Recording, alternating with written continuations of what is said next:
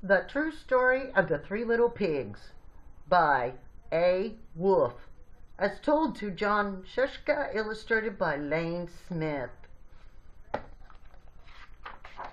The True Story of the Three Little Pigs. Everybody knows the story of the Three Little Pigs, or at least they think they do. But I'll let you in on a little secret. Nobody knows the real story, because nobody's ever heard my side of the story. I'm the wolf. Alexander T. Wolf. You can call me Al.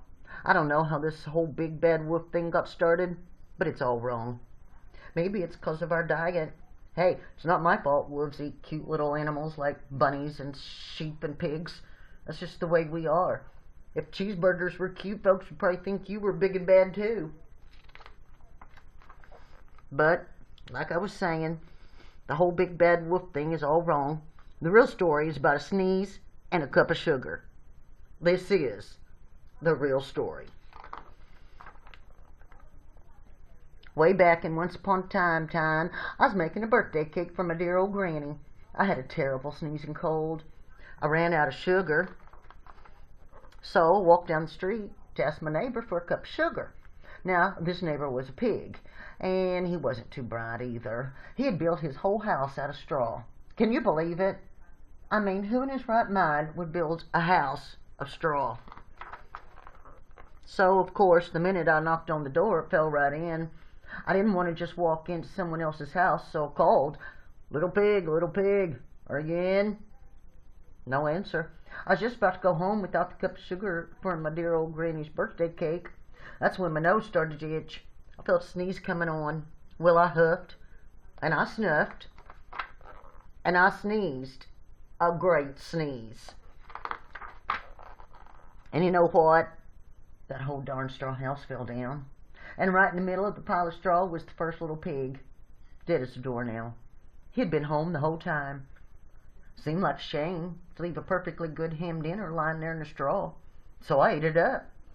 Think of it as a big cheeseburger just lying there.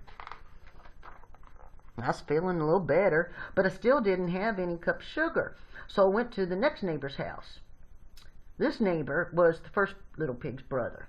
He was a little smarter, but not much. He'd built his house of sticks. I rang the bell on the stick house. Nobody answered. I called, Mr. Pig, are you in? He yelled back, go away, Wolf, you can't come in. I'm shaving the hairs on my chinny chin chin. I had just grabbed the doorknob when I felt another sneeze coming on. I huffed, and I snuffed, and I tried to cover my mouth, but I sneezed a great sneeze. And you're not going to believe it, but this guy's house fell down, just like his brother's. When the dust cleared, there was the second little pig, dead as a doornail. Wolf's honor. Now, you know food will spoil if you just leave it out in the open. So I did the only thing there was to do. I had dinner again. Think of it as a second helping. I was getting awfully full, but my cold was feeling a little better, and I still didn't have that cup of sugar for my dear old granny's birthday cake. So I went to the next house. This guy was the first and second little pig's brother. He must have been the brains of the family. He had built his house of bricks. I knocked on the brick house. No answer. I called, Mr. Pig, are you in? And you know what that rude little porker answered? Get out of here, Wolf. Don't bother me again. Talk about impolite. He probably had a whole sack full of sugar, and he wouldn't even give me one little cup for my dear sweet old granny's birthday cake. What a pig. I was just about to go home and maybe make a nice birthday card instead of a cake when I felt my cold coming on. I huffed, and I snuffed, and I sneezed once again. Then the third little pig yelled, and your old granny can sit on a pen.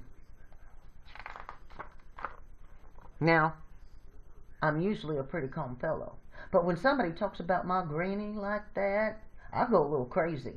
When the cops drove up, of course I was trying to break down this pig's door, and the whole time I was huffing and puffing and sneezing and making a real scene.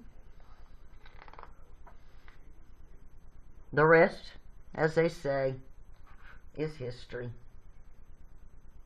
The news reporters found out about the 2 pigs ahead for dinner. They figured a sick guy going to borrow a cup of sugar didn't sound very exciting, so Jake jazzed up the story with all of that huff and puff and blow your house down, and they made me the big bad wolf. That's it. The real story. I was framed. But maybe you could loan me a cup of sugar? And that is the true story of the 3 little pigs.